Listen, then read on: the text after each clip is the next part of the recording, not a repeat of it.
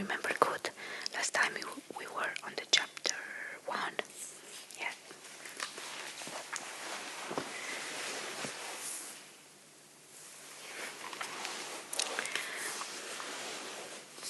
You ready? Okay. A few years ago, Stephen Picker began a discussion of empathy with a list. Here's a sample of titles and subtitles that have appeared in just the past 2 years.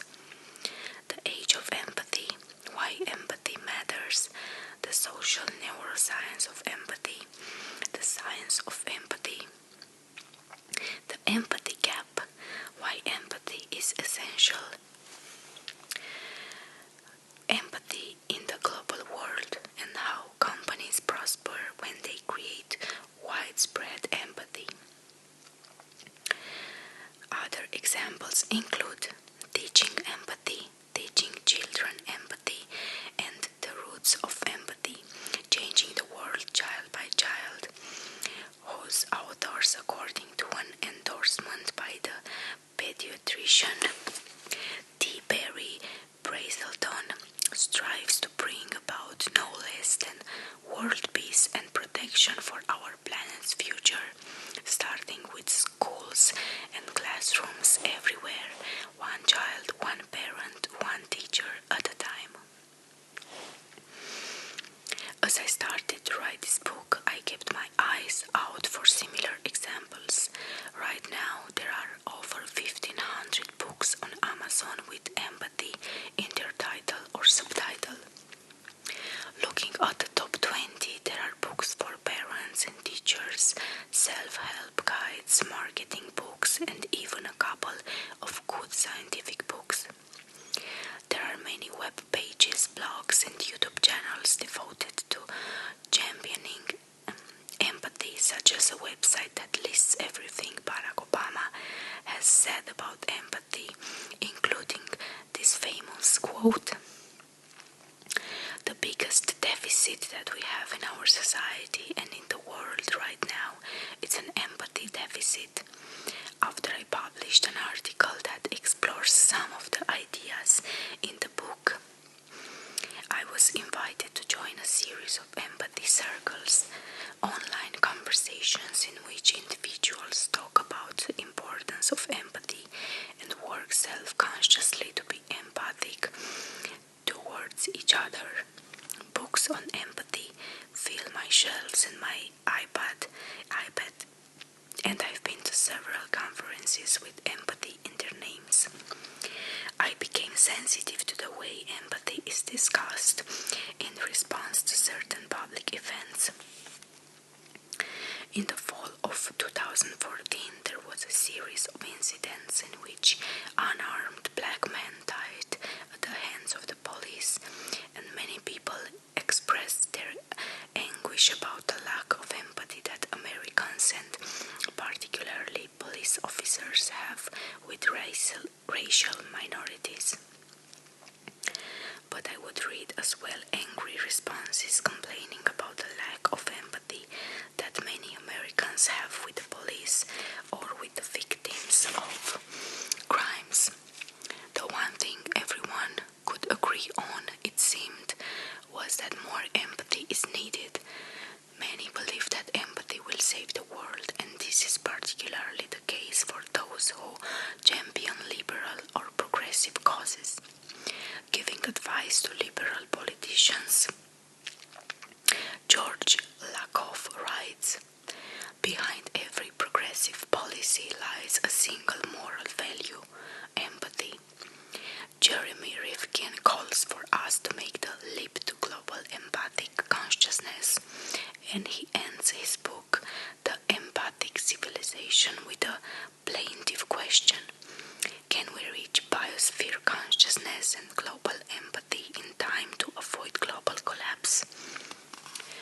For every specific problem, lack of empathy is seen as the diagnosis and more empathy as the cure.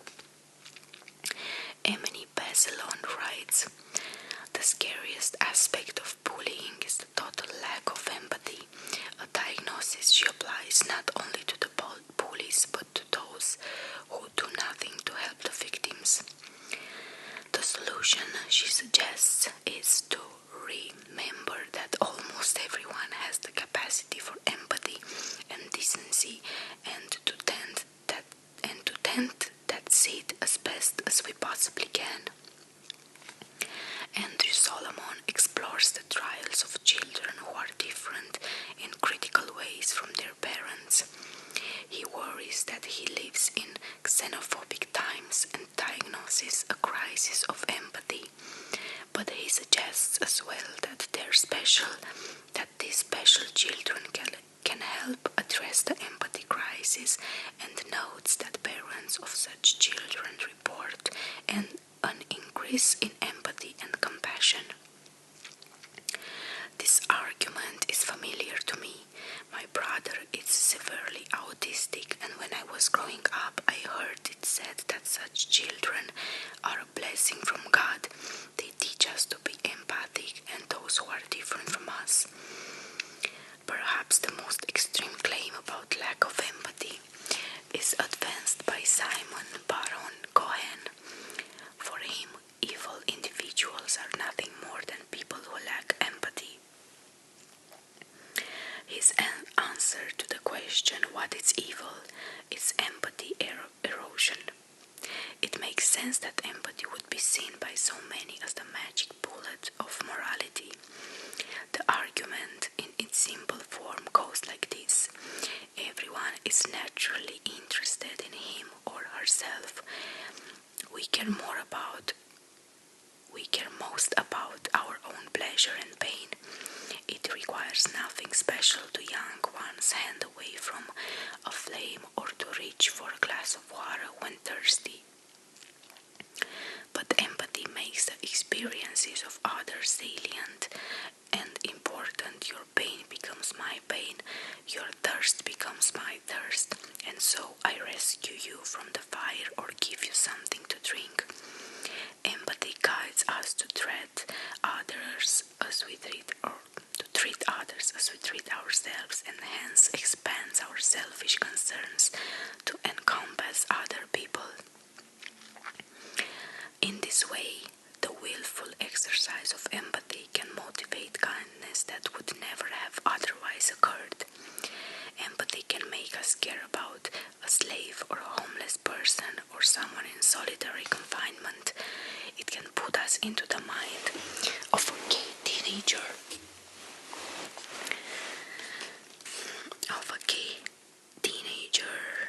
Oh, I'm sorry, I lost the row.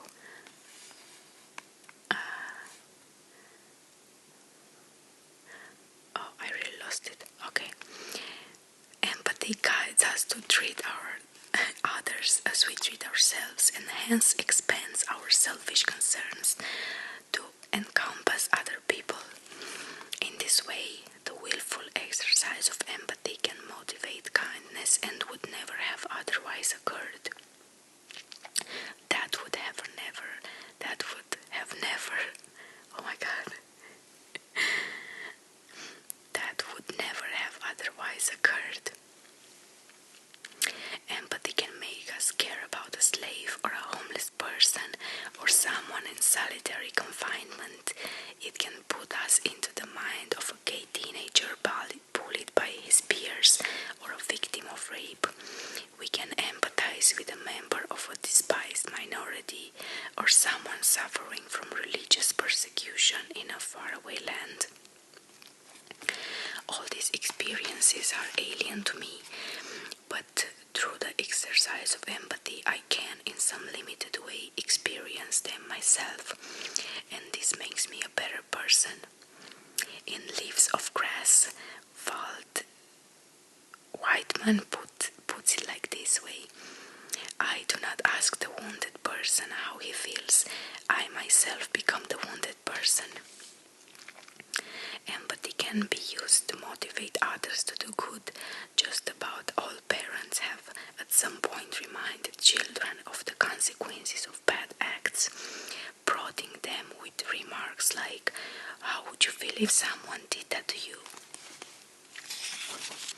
Martin Hoffman estimates that these empathic prompts occur about 4,000 times a year in the average child's life. Every charity, every political movement, every social cause will use empathy to motivate action.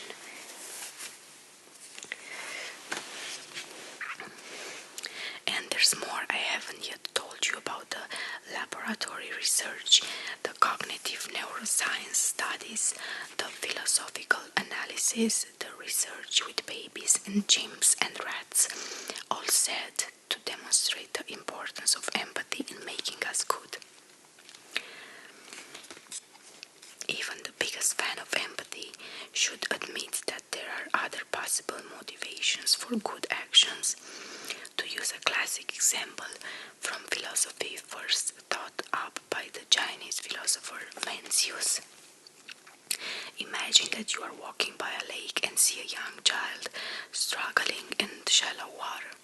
If you can easily wade into the water and save her, you should do it. It would be wrong to keep walking. What motivates this good act? Is it possible, I suppose, that you might imagine what it feels like to be drowning, or anticipate what it would like to be the child's mother or father hearing that she drowned? Such empathic feelings could then motivate you to act, but that is hardly necessary. You don't need empathy to realize that it's wrong to let a child drown. Any normal person would just wade in and scoop up the child without bothering with any of this empathic hoo-ha.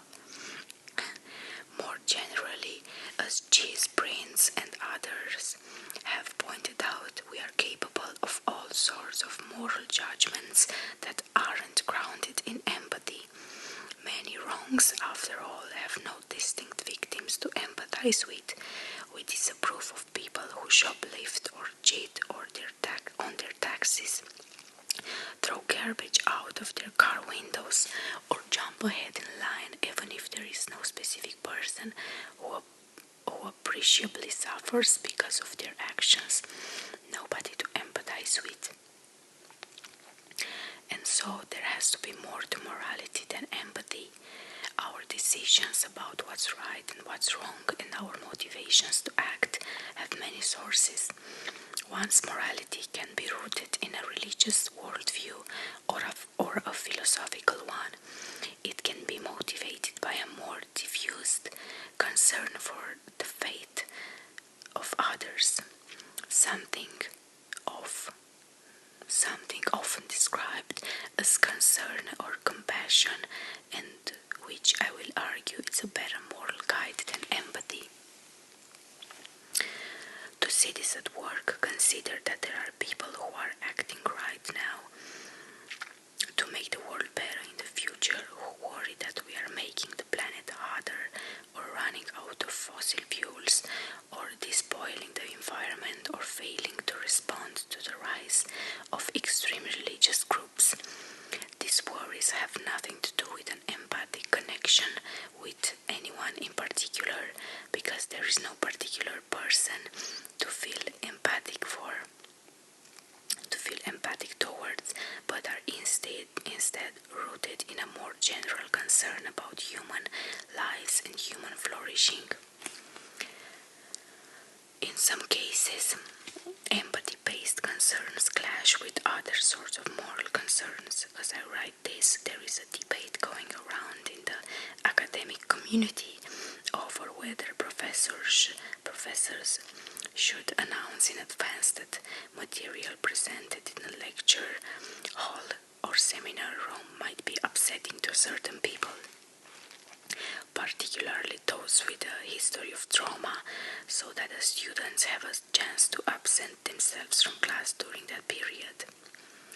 The arguments in favor of these trigger warnings have largely been based on empathy. Imagine that what it would be like to be the victim of rape, and suddenly your professor in a class that isn't about rape at all shows a movie clip depicting a sexual assault. It might be terrible, and you would have to either sit through it or go through the purpose of walking out in the middle of the class. If you feel empathy for a student in this situation, as I imagine any normal person would, this would make you receptive to the idea that trigger warnings are a good idea. One scholar's derisively summed up the move towards trigger warnings as empathetic correctness. She argues that instead of challenging the status quo by demanding texts that question the comfort of the Western canon, students are refusing to read texts that challenge their own personal comfort. But this is too dismissive. While concerns about personal comfort might be poor reasons to restructure the curriculum, real suffering and anguish are a different story and certainly have to have some weight. What about the arguments against trigger warnings? These are also about the welfare of people. What else could they be ultimately? But they aren't inherently empathic, as they don't connect to concerns about any individual person. Instead, they rest on considerations that are long-term, procedural, and abstract. Critics claim that trigger warnings violate the spirit of academia, in which students benefit from being challenged by new experiences. They worry that since it's impossible to anticipate what will set people off, they are impractical. They argue that by focusing on trigger warnings, colleges and universities will divert the attention from more important issues such as better mental health care for students. Of course, someone making such arguments can try to evoke empathy for individuals, real or imagined. In moral debate, empathy is a spice that makes anything taste better. But concern for specific individuals is not. Ultimately, what the anti-trigger warnings arguments are about. So this debate illustrates that there is more than one way to motivate moral concern.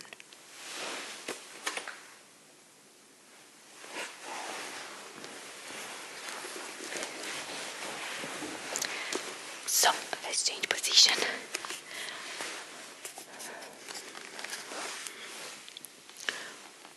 As another example of how empathy can clash with other moral consideration, C. Daniel Batson and his colleagues did an experiment in which they told subjects about a 10-year-old girl named Sherry Summers, who had a fatal disease and was waiting in line for treatment that would relieve her pain. Subjects were told that they could move her to the front line. When simply asked what to do, they acknowledged that she had to wait because other more needy children were ahead of her. But if they were first asked to imagine what she felt, they tended to choose to move her up, putting her ahead of children who were presumably more deserving. Here, empathy was more powerful than fairness, leading to a decision that most of us would see as immoral. There are all sorts of real-world acts of kindness that are not prompted by empathic concerns. We sometimes miss these cases because we are too quick to credit an action to empathy when actually something else is going on.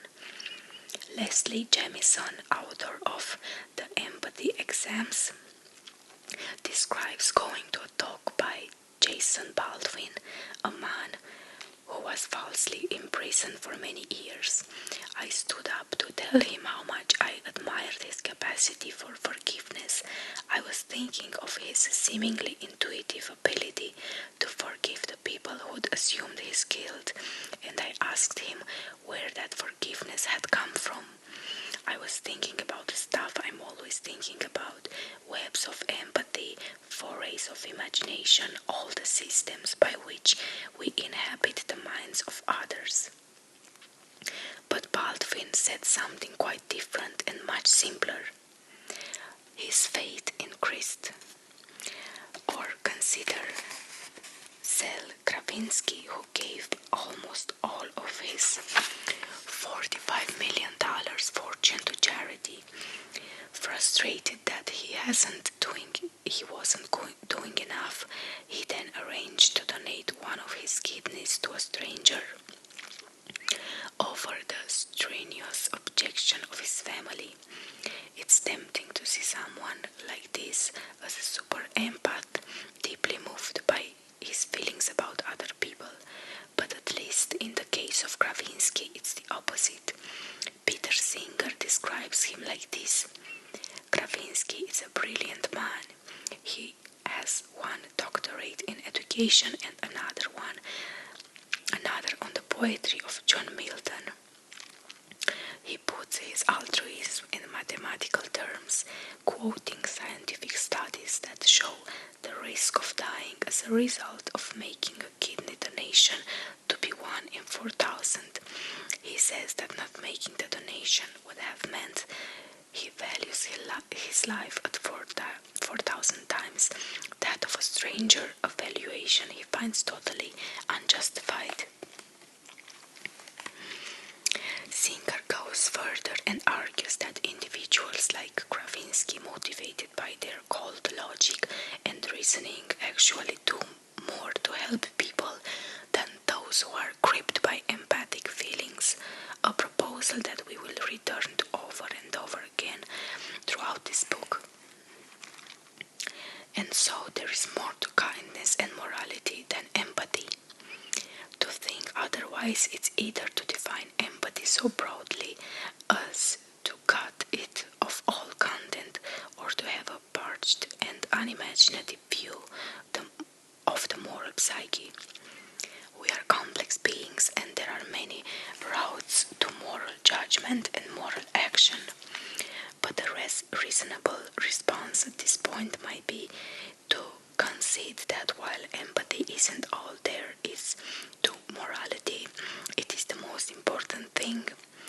When faced with empathy versus religion, or empathy versus reason, or empathy versus more distanced compassion, then either there will be no conflict at all, or if there is a conflict, then empathy should win.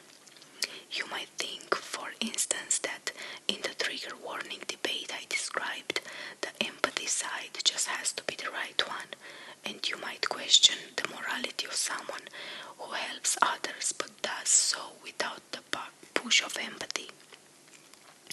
Some would sneer at Baldwin for being motivated by religious belief, while others would wonder whether Kravinsky, who is almost a caricature of the bloodless utilitarian, maximizing the utility of strangers at the expense of his wife and children, is such a good guy after all. So how can we put empathy to the test? One way is to look at its consequences. If empathy makes the world a better place, then its defenders are vindicated. But if it turns out that the exercise of empathy makes the world worse, that it leads to more suffering and less striving, more pain and less happiness, this would be a good reason to seek out alternatives. When it comes to morality, after all, nobody can doubt that consequences matter. If someone were to wonder why you should have the drowning child, the sort of question only a philosopher would ask, I suppose, one could answer it is that if you let her die, things would be worse. She would have lost out on all the good things that come from being alive, and there would be terrible suffering on the part of others. By wanting in and pulling her out, you avert all those awful consequences. Often the consequences of our actions are uncertain, as Yogi Berra once put it. It's tough to make predictions, especially about the future. A young man has serious problems with drugs and gets arrested. His wealthy parents bail him out, or they don't. They leave him in prison overnight so that he learns a lesson. A woman decides to have an abortion. A student cheats on an exam that he needs to pass to keep his scholarship. A man leaves Wall Street to join the seminary. The consequences of such actions are hard to anticipate, so it's often hard to know what's right. In other cases, one can be pretty confident about consequences, so some decisions are easy. Other things being equal, it's better to save 100 lives than just one. It's wrong to rape, drive drunk, or set people's house on fire, but there will always be some uncertainty, and when we try to do good, we are like poker players in our aspiration to choose wisely in the face of factors out of our control. In Texas Hold'em, a pair of aces is the best possible starting hand, so if you are holding American Airlines and someone goes all in, you surely can call. But you will sometimes lose because you can't predict what others' cards will turn up, and actually, even against a random hand, aces will lose 15% of the time. Even if you lose though, calling was the right choice. The bad outcome just means that you were unlucky. Similarly, if you save the drowning girl and she grows up to be a serial killer or dictator and destroys the world, that's an unlucky outcome. What poker players call a bad beat. But still, the choice was a good one. When I first thought of this drowning baby becomes dictator example, it was meant as the sort of goofy hypothetical that gets brought up in a philosophical seminars, but a graduate student pointed me to an article describing how in Passau, Germany, in the winter of 1894, a 4-year-old child playing tag fell through the ice of a frozen river and was rescued by a local priest named Johann Kuberger, a brave comrade. As a local paper described him, according to some sources, the child was Adolf Hitler. In general, then, one way to try to be good and do good is to attend to the consequences of one's actions. This way of thinking about right and wrong is sometimes called Consequentialism, and it has been defended in various forms by Jeremy Bentham, John Stuart Mill, and Henry Sidgwick, and more recently by contemporary philosophers such as Peter Singer and Kelly Kagan.